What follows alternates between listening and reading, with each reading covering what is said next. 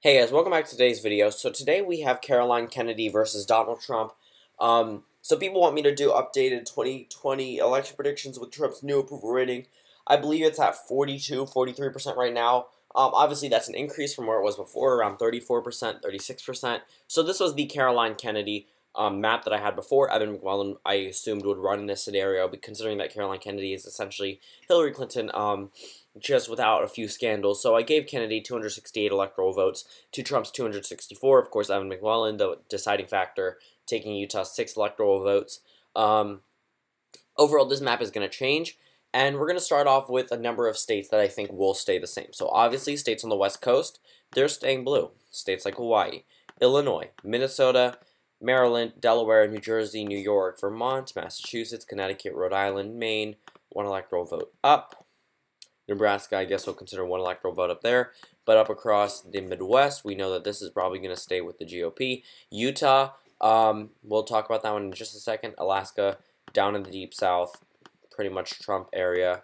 And now the remainder of the states are states.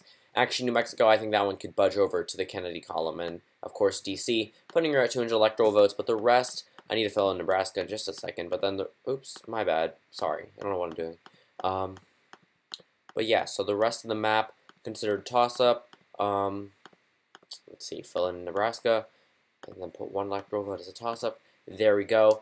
But yeah, so this is the map that I think that Kennedy would hold on to a number of these states, and I think Trump would also hold on to a number of these states.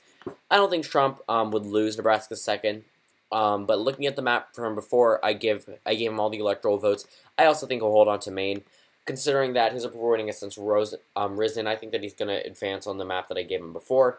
Iowa, Ohio, Georgia, and Arizona. These are all states that Donald Trump pretty much handedly carried back in 2016 compared to other swing states like the Rust Belt. Honestly, Trump is probably going to win those again. As for Virginia, I think that's a state that Caroline Kennedy would carry pretty much just based on the fact that she's a Democrat alone.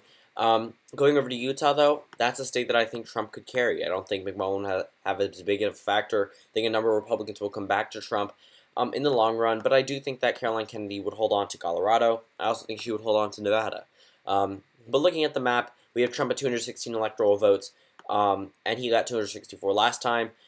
Here's where I'm going to flip a state. I think that Donald Trump would carry Pennsylvania and Wisconsin. Now, the reason why I'm flipping Pennsylvania back is because I don't necessarily see Kennedy appealing that well to the voters that want experience, the voters that are in the white working class. I don't think it would necessarily be the best. Since Trump's approval rating has since risen to above 40% in a number of these states, they're pretty much on track with the rest of the country. I'm thinking that Trump would hold on to that, to Pennsylvania, Wisconsin, but Michigan is where it's pretty much the lowest, and it's the state he won by the least amount, so I could see why I would give that to Caroline Kennedy.